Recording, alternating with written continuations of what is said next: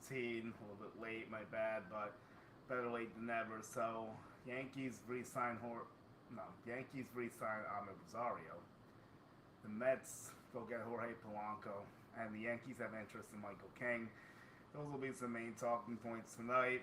There's also the hot stove going on. I'll try to see what I can gather from that one on here with the great Jack Curry and a few others. And then um, the Bellinger market with the Yankees and Mets, what do I think is going to happen there? And like I said, Polanco, Rosario, and then always Garcia signs with Philly. So all this stuff is kind of impactful in its own way because both teams have left field holes. Philly could be in the hunt for some outfielders that the Yankees and Mets could be wrestling for as well, maybe or maybe not. I'll have to see what I think there, but I think that with the Yankees, it's really just a holding pattern still. I don't know if it's all Bellinger holding it up because I know they're trying to make some trades too, but not much has really happened outside of minor house cleaning. And I'm not against the Rosario move at all. That's not what I'm saying here, but shout out to my boy Russ, Yankees dad.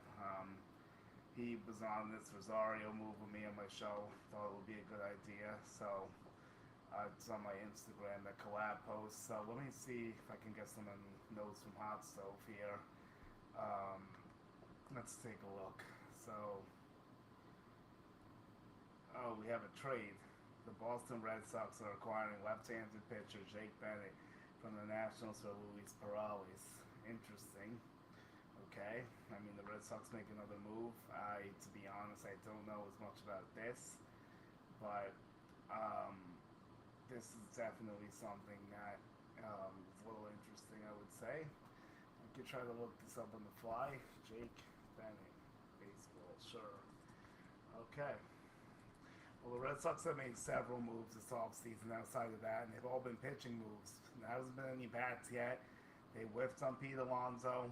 I would probably the runner-up. No one seems to know what their offer was, but we could estimate it was maybe in the 4 for 120 range of the Pirates to win or something like that. Apparently they were blown away by the Orioles offer, so I don't know what they were offering, but obviously it wasn't close. And this dude Bennett pitched 45, 75 innings last year, and he had an ERA of 2.27. He went to every level except AAA, basically. So maybe there's some talent there. So he's the one that the Red Sox have acquired. So Luis Perales, I think he was a highly touted guy, if I'm not mistaken. That's why this might be an interesting move, but I will definitely check up on that. But I've definitely heard the name before. Definitely a trade out of left fields here, I would say, but I just want to see where he falls in the rankings before I update it. So let's see how he comes in here. Alright. If there's any questions, I won't answer them as well. Haven't seen anything yet. You can hit me on Twitter. You can hit me in here. I don't know if anyone's even in here, but okay. So let's see how this goes. But anyway, we are still live now.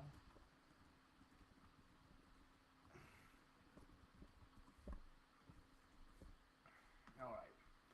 So we're looking for Morales, and he is not in the top 5. Peyton Toley and Connelly earlier, definitely guys that are going to be talked about in trades, I would say, if you're in the Boston, if people are trying to trade with the Red Sox. So Luis Perales was the 7th ranked prospect. He definitely has some potential. He was out of Venezuela in 2019, signed for $75K, decent amount of money. Last year, he was hurt, so we'll throw that away. He only pitched 33 innings in 2024, so clearly a lot of injury issues, never made it past AA, so it's not really a trade that's going to impact this year. I guess you wonder how it might look down the line, but I think there's definitely some bigger concerns out in the landscape, so we will get back to those. But speaking of the Red Sox, there is some relevant news with them. It's the fact that Michael King is now in this marketplace again. The Red Sox are interested heavy. It's just a question of the fact, and they don't want to flip in the Red Sox. They want to keep Bennett. That's from Chris Cotillo. But in terms of Mike King, there's a lot of interest in Boston because he lives up there. I know he grew up in that area. I know that the Red Sox might have to get a discount from King. They might not be the top bidders, but if it's close enough, he's willing to leave some money on the table. You can't rule it out. Now, what I do know is that the Yankees are definitely in play. When I was out there, I heard several things linking the two. The Tides have been talking. There's mutual interest. It's just a question of how do the Yankees view this with King now after he's been beaten up a little bit? They know what he can do at his peak, obviously. They saw it. And then 2024, he was very, very good. Last year, he was not, but also banged up, only 73 innings. So you have to hope that he's okay health-wise. I mean, he has had some injury issues even before the Padres. But it's a guy that's worth taking a gamble on. Now, could you get a 4-year deal for like $80 million? Could you get a 3 for 75? Like, that's a different range of 20 to 25 AAV. So I think they're asking King or Amai for the Yankees. Okay, sure. I think that I would much rather take Imai, but I'm not sure if that's the route this thing is going to go. I'll definitely get to Imai later. I did share a clip with Scott Boras on my questioning of the Yankees fit for Imai. It was only a short 12-second, or it wasn't really not much. He just said that Cash has checked in on various players and that they've had continued conversation on multiple different players. So you have to assume Amai is one of those. He's not going to say it's not, obviously, because then that takes away interest. So he wants the marketplace to be as wide as possible. So then there's some Japanese reports that came out and said the Yankees are, in fact, prepared to go after him aggressively. So you could take some stock into that if you want. I know that sometimes that stuff is very hit or miss. I know it's definitely been proven correct at times, but it's tough to always know if that's accurate. But we'll have to see how that plays itself out. Now, when I look at King and Imai, like, you have more of a short thing with King, and you're chasing potential with Imai, kind of, although King has not been a full-time starter for that long. So I understand that, too. But if it was up to me, I would rather just spend more on Imai and get a guy that I think is better and offers more upside, not to mention the revenue he could open in the Japanese markets. And if you put him in that rotation with Cole, Schlittler, Rodon, and Free, whenever they all get healthy, if they do, it's one of the best rotations in baseball. Now, could you make a case for that if Mike King's in rotation? Sure. But do you feel as convinced about that? I'm not sure. It depends on preference, I guess. But to me, like, I know King has what it takes to be good in New York. I'm not going to question that. Do I question his durability as a starter? I think it's fair to, because he's only pitched one season of 170 innings or more. That final season with the Yankees, I think he got to like 120 or like around 130 innings or so. So, you know he can do it if he's healthy. The Yankees don't need 200 innings from Mike King if they were to sign him, though. That's the thing, because they would have that filled with a bunch of other guys. They still would have Heel and Warren as long as they're not traded. Then there's Elmer Rodriguez as well. He's in the mix to possibly get a look this year. So there's definitely a lot of options there right now. And Yarbo, too, just to fill some starts in the beginning. So right now the Yankees have 9 starters if you think about it, if you don't sign anyone, because look at the Cole, Clark, Fried, Rodon, Schlittler. That's 5 right there. And then you have Heel and Warren. There's your 6, 7. And then you have Yarbo is 8. And then Elmer Rodriguez would be 9 in theory. But those 9 are not going to be healthy at the same time together all year, most likely. And Clark Schmidt, I don't know why we're going to have to say it's a guarantee he's returning, because he got his Tommy John very late last year. So I don't see it as a guarantee he returns. And if he does, I think it's more of a bullpen role, because he's not going to have enough time to build up to be a starter at that point. Or at least effective enough to take anyone else out of the rotation that's going to be in it. This is even if they don't make a move.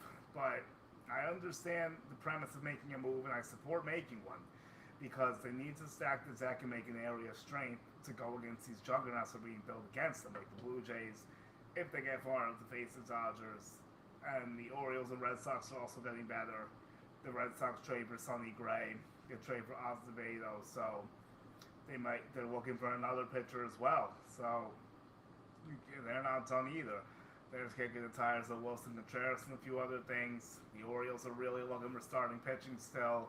And Rubenstein's saying money's not an object this offseason, and you're seeing them spend all of a sudden.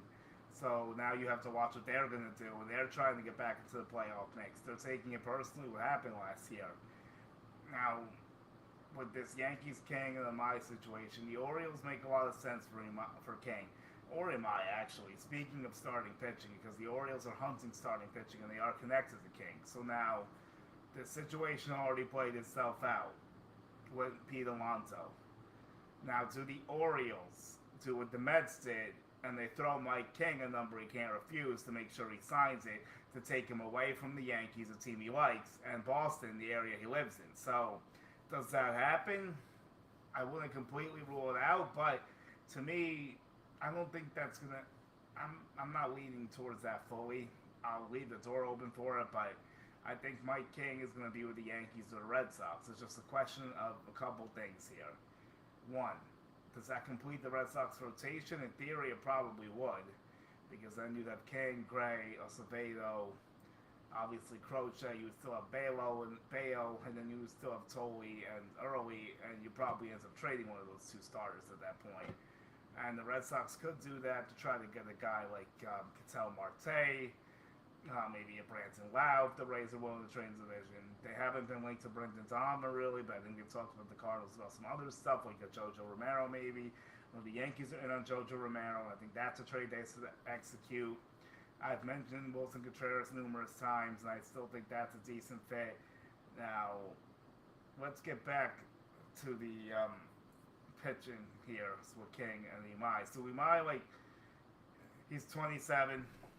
He's not Yamamoto, but I think he could command like at least 160 to 200. Maybe he even passes Dylan Cease. 7 to 8 years you're looking at for him. Mike King, I think it's like a 3 to 75, or is it a 4 for 85, or a 4 for 80. Well, I guess 4 for 84 works too in theory, but or is it the Orioles coming over the top and they offer 5 for 100 just to make sure they get a decent starting pitcher in the rotation outside of Kyle Bradish and Trevor Rogers. So they need someone badly to help those two out, obviously, because they don't have much. They don't really have a third starter. Grayson Rodriguez got traded. They have a bunch of back-end guys, but after those two, it's kind of praying for rain, and they got to fix that if they're going to be taken serious. After these offensive additions of Ward, Alonso, they get Helsley for the bullpen and try to help Batista's injury situation. And Mike King is 30 years old, so he's 3 years older than Mai. Only has 494 innings with 559 Ks, a 3.24 ERA in his career. So Michael King has proven again it's done, and he pitched 104 innings that last year in the Bronx, so I was off by like a little bit. So he's only thrown 100 plus innings twice. And he did have 201 strikeouts in 2024. So he did show he could do it, but then he got hurt. So, look, we're going to see how this all goes. You could make a case for either team. Hey, what's up, Daniel? How's it going? Shout out to the boys, the Latino and all the girls and everything. And World Baseball Network too, and everything else I do. So, let's get back to the business here that I was into.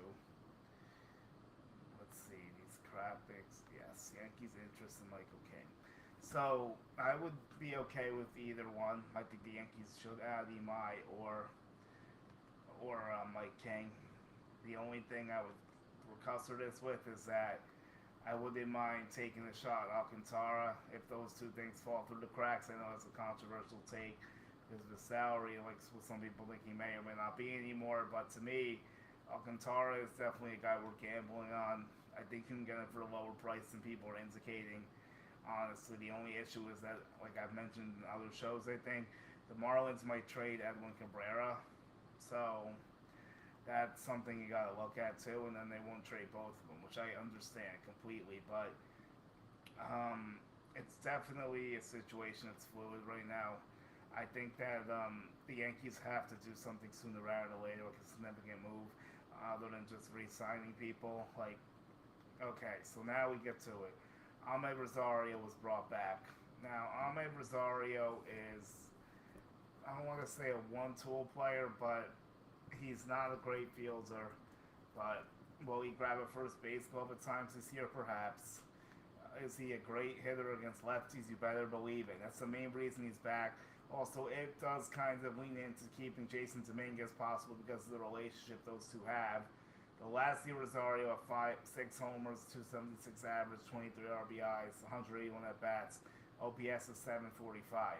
So nothing that's going to knock your socks off with a .2B WAR, but let's crunch the numbers a little bit more and take a look at his hits against lefties and everything else, and let's even look at the career splits. But we'll start with last year. So apparently the Yankees have, I saw this out there on Twitter somewhere, but the Yankees didn't know exactly how to use Rosario when they first got him, and that's going to be rectified this year.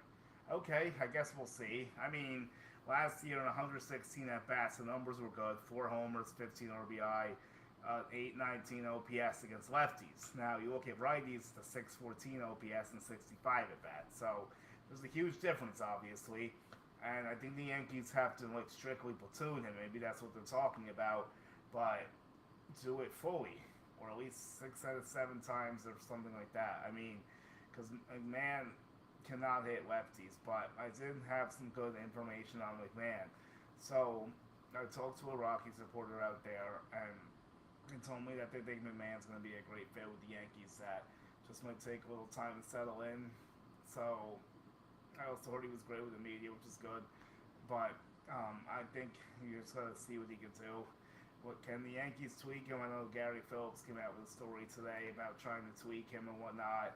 So we'll see if they can do that. Can they mask him with a guy like Rosario? And you have McMahon coming late for defense. That's definitely a possibility. So for Rosario's career, wow, this is some drastic numbers here. So he has 1,124 bats against lefties, 28 bombs, 129 RBIs, and an OPS of 800. Pretty good. That's a very, if you put that across the whole thing and you get matched that against righties, then he'd be having a much better career overall. But against righties, the OPS goes all the way down to 667, and it's 2,564 at bats. So I'm pretty sure this is what they mean by knowing how to use him better. It's very clear he's strictly a platoon player. So that's how they need to implement. Now, I just want to see if he got more F4 somehow. But hey, I like the move. It's $2.4 million. It's not going to kill anybody. It won't stop them from doing anything else. It helps fill out the bench. It's a reliable veteran presence. He did play decent in the playoffs against Crochet too. So actually, I don't think he did good in the playoffs against him. My bad. But Rosario did play decent down the stretch in some big moments against lefties. That definitely happened. But let me try to see his playoff numbers quick. It actually will show. Actually, no, he did play. He was decent. 3 for 10, 1 double, no bombs. So I mean, yeah, he did his work in the playoffs in a limited time. So you know what? Why not? I don't have an issue with that. Now, do I have an issue with them sitting on their hands and doing absolutely nothing? Yes. Other than that, like actually not getting significant players when Blue Jays are still loading up, yeah, I do. But they're letting the market come to them. A lot of other teams haven't had the big moves yet, and realistically speaking, I can't think of many targets that got away from the Yankees yet that you were really kicking yourself saying that they should have got this guy. I mean, I don't think Taylor Rogers is one of those people. The Yankees looking for velocity out of their bullpen, not more funk. I don't think Diaz was realistic ever. Obviously, Alonso and Kyle Schwarber were not realistic. I mean, Robert Suarez would have been cool, but to actually think it was realistic, no. I brought it up just kind of see like if they would maybe do it, but no. So they haven't really lost anything significant yet.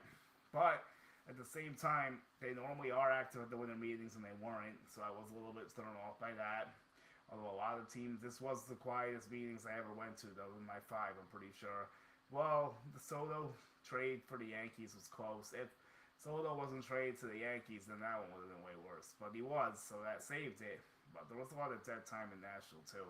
But that was definitely my least favorite winter meetings by far. But anyway, So that's what we're looking at with that.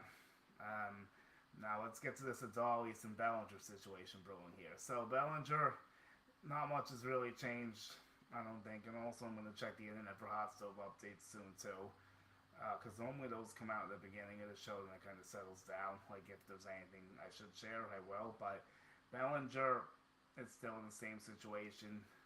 Now, are the Phillies the less likely suitor because they signed Adolis Garcia? Yes, of course they are, because he's going to replace Castellanos. They still have Brandon Marsh, and they also have Justin Crawford coming through the pipeline, unless they trade him. Crawford is very close to making his Major League debut. It's Carl Crawford's kid.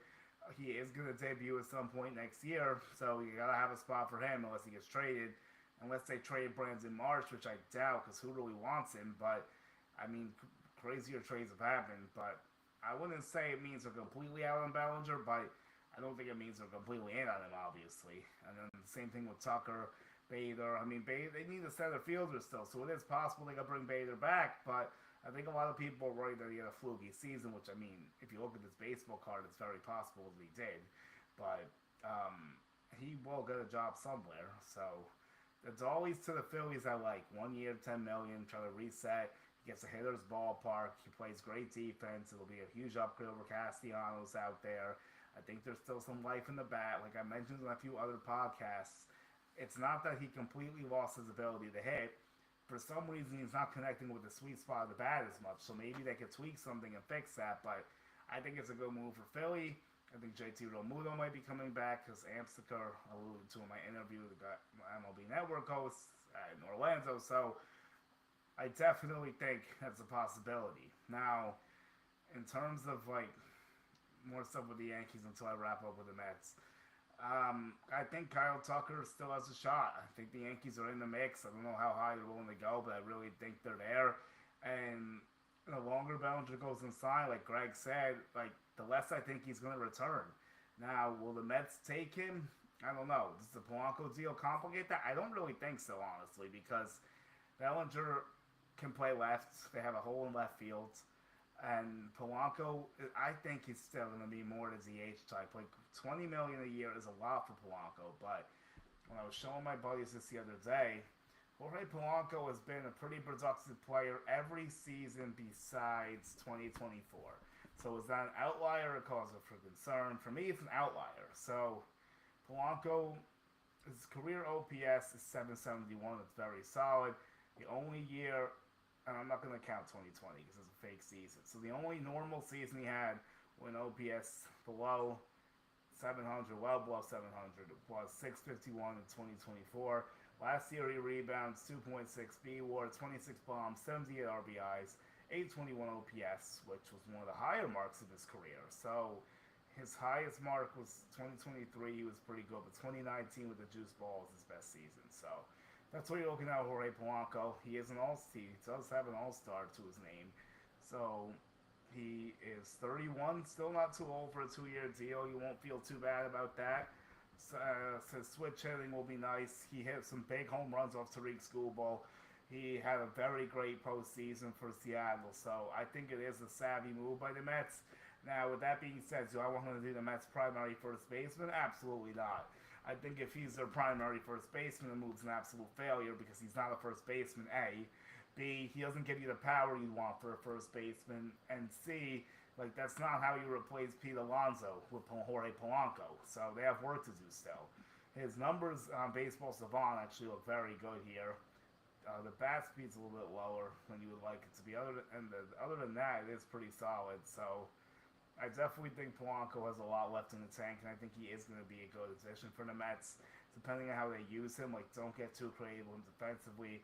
If you have to give Simeon a day when I play second, I guess he can play third, but like, don't use him at first too much. I like to see them take a splash at Murakami or Okamoto. I think they're linked to both players. Will they actually get them? I have no idea. But Murakami's market closes on the 22nd, so we'll probably know about him first. So let me see if I get any information here. Jack Curry's tweeting. Let me try to raise this a little bit. It should be higher now. Hold on. Let me see what I can do with that.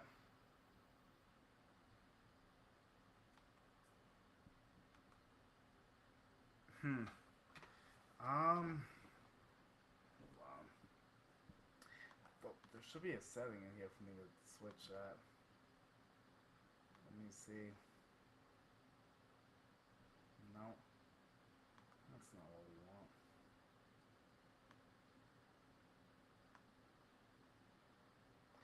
Yeah, that looks better. Well, maybe I should just try to move up and see if that'll help it. But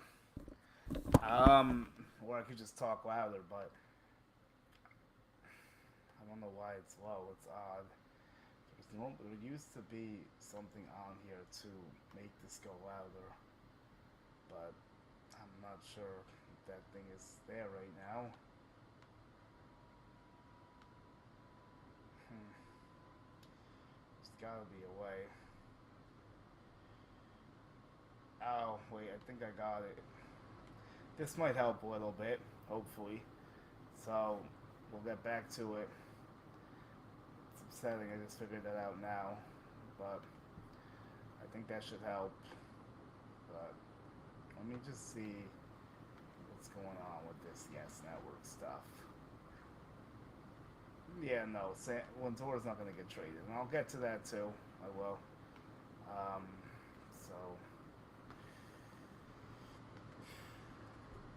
I think the Mets are definitely planning some type of trade, though, just because like the free agent options are kind of dwindling for them, and it might just be a situation where they just yeah they're off going. The Yankees don't play with Polanco. I talked to Boris recently, as yesterday. Comes out to whether the numbers work. Yankees want righty bats to get Boone options. Rosario could play third, third, and second. Yes. So nothing too much is really cooking right now, based off what I heard. So um, that's just like some stuff. Let's see what else is going on out here. Okay, then Kent. Oh yes, that's as cool because Caden's on in the Yankees organization, so that's fun. Now we look through some other stuff that's going on. Um, yeah, no, nothing too crazy. So let's wrap up with how I feel it's gonna go. So I think the Mets, what they're going to do next is they're going to acquire Freddie Peralta type deal, get a starting pitcher because they might not want to pay the prices. If they get a starter, it's probably more likely to be a Ranger Suarez and a Michael King than it is for like a Framber Valdez, based off what I'm seeing so far. So maybe the Orioles get Valdez and the Mets get Suarez or something like that. Now, if you look forward to what they could trade for, Freddie makes a ton of sense. I still don't see Tariq Skubal for them. Now, the problem is that they can't acquire more than one starting pitcher unless they flip Senga or Peterson because they have too many starting pitchers unless you put Clay Holmes back in the bullpen, but still just Jonah Tom, Brandon Sprout, they're kinds of like in the air. Will they go into the majors? Will they go into the bullpen? Will they go back to AAA? All that stuff's in play with them. And Nolan McLean's obviously not going anywhere, so oh thanks bro. I appreciate it. Good to see you in here. But yeah, the Mets definitely had an interesting off season. I would say it's not like what we expected, really, especially losing Diaz. But what are you gonna do? So that's where things go different. But back to Mets. I mean, Bellinger's definitely a possibility. I'm not gonna dispute that. I don't really see Tucker as a possibility. Do they sign not a Rise anymore because they got Polanco? They definitely need some righty bats, I think. Lane Thomas was scooped up by the Royals. So I'm trying to think who else the Mets could really put in there. The outfield market is thin, so they go back for Harrison Bader. I mean, he could play left, that's possible. So I think Carson Bench will get the call up, like I've said. I definitely think Bellinger's an option. Could they trade for a guy like Stephen Kwan, even though he's lefty? Jared Duran, that's an option. And might be another outfielder on the market. Maybe Joe Adele. But I don't know if they're going to end up doing any of that. But we're going to have to see how it goes. They definitely need some help in that bullpen too. So I mean, all that stuff is relative to what they have going on, but they have taken a big step back so far this year. They have to fix a lot of holes. Like I really think they should sign one of the Japanese players, possibly Bellinger, and then look for a Freddie Peralta trade or get Ranger Suarez, get rid of Peterson and Senga, and go from there. That's because I don't think Peterson's elite. I think he's solid but not elite. Senga's like walking goods at this point, and you don't know how that's going to turn out. Mackenzie Gore is also a name they could trade for. I don't really see Brendan Toms as the Mets fit with all the second basemen. Mitch Keller is the name they could trade for in the rotation. Even the Pablo Lopez, if the Twins want to move him to the Mets, sign Pete Fairbanks, but again, there's that nerve issue. So that's a lot of guys that could potentially move. The outfield market is pretty thin when it comes to trade options because I don't really think Fernando Tatis is getting traded. Lars Nootbaar is the name. Look out, maybe Lars Nootbaar could be in a deal. I know he's definitely being floated out there. He kind of makes a lot of sense for the Mets. Elite defensive outfielder will really help Stearns with run prevention. Is his bat that great? No, but could he hit more bombs at Citi Field? It's possible. I don't think that Park in St. Louis really plays to his favors too much. So those are some guys that I think are definitely in the mix to be traded. The outfield market, like I said, is really thin outside of Tucker, Bellinger, and Bader, who's not even the strongest player for obvious reasons. But again, like there's so many possibilities here. They wouldn't go get Castellanos in the same division. I know the Mets talks about Wilson Contreras too. Now, since they got the rise, I don't really see that fit because that would be like too much first base and DH platooning, and Wilson's also a righty. But I think they could get a first baseman. They could still do it, but it's a really clunky fit if they decide to do that. Unless they want to have Alvarez try to platoon. Unless they want to have him spell Alvarez a little bit, but that might be a lot to ask for. So I definitely want to check that to see how Lars Nootbaar would hit other stadiums before we get going, because I definitely think it is a guy that makes sense for the Mets. Do they get Jojo Romero with him possibly? Is there a way that can go? Because I don't, like I said, Wilson Contreras seems like an outside shot to me. I can see Boston getting him now since they whiffed on Alonso and they clearly want to trade Casas. Boston is looking for some righty pop. That sounds like Wilson Contreras to me. Or do they consider Eugenio Suarez, who I've heard they kicked the tires on a little bit? It's a lot of righty pop, so that's an option too. So Lars Nootbaar, I kind of like how these metrics look a little bit. Expected batting average and WOBA and slug is not the best and in the sweet spot. Other than that, pretty good. It looks like he lost some range this year, which is interesting. But maybe I think he was also banged up. So now we do my favorite part, the home run chart tracker, and it would put him at actually 2 less than last year at Citi Field, but it's basically the same he has for his whole career. So I guess it doesn't do as much as you would hope for. But if you put him on the Yankees, then he gets 7 more home runs. Would have had 2 more last year. So it's a different story. But the Yankees, I doubt, would be the ones to do that deal. Let's see. I refuse to believe the Yankees are Alan Tucker. He should be signed tomorrow. Yeah, I don't think they're out on him either. I really don't. Now, does that mean they're fully in? I'm not fully sure about that, unfortunately. But I definitely think they're in play. I don't think they're out either. I'll talk about this in a minute, and I'll probably go. But, the reason why I don't think they're out is A, because they tried to trade for him last year. B, they knew how much it would cost if they wanted to retain him, so they already had to have considered this. C, I just don't think they've soured on him that as much as that's being reported, because I think that's all being put out there to try to put down the price to get him on their terms, maybe. And D, if you look at the transformation from what Cody Bellinger did to Wrigley Field to Yankee Stadium from 2024 to 2025, why can't you convince yourself that Kyle Tucker could have a similar, if not better, transformation as a hitter at Yankee Stadium? Because Wrigley Field, like I've said, is really a tough place to hit. It's very unforgiving for lefties. So Tucker was also banged up, and I know some people are concerned about his injuries, and hey, that's a valid concern, but I think it's a guy worth taking a chance on because if he's healthy, he's still one of the best players in the sport. I know the defense isn't quite as good as Bellinger, but the offensive production, the gap in that is what you want, and that'll make up for that. So I don't think they're out either. But I'm not sure if they're going to wrestle with the Blue Jays and pay him $400 million. Unfortunately, I don't know if that's going to happen. Or is it a 10 for 350? Or is it an 8 for like 350? Or 9 for 350? Or 9 for 360? Or something that they can somehow figure out? Or do they have the appetite to actually go and spend the money like that? After whipping on Juan Soto last year for almost twice the price, you could make an argument that you could just use half the money and go get Kyle Tucker. But they also used some of it for Max Fried and a few other smaller commitments last year. Although actually none of those are even on the team anymore because Goldschmidt gone, Bellinger free agent, and then Devin Williams gone. I don't think they really added much else that was significant. It was those four. It was Goldie, it was Williams, it was Bellinger and Fried. So you took a piece of that. So in theory, you could get Max Fried and Kyle Tucker for less money combined than it would have cost to get Soto. So to me, if you look at it that way, it's a no-brainer. But we'll have to see if they look at it that way. I just think, like I said, Judge needs a Robin. I just don't think Bellinger's quite that dude. I think Tucker is that dude.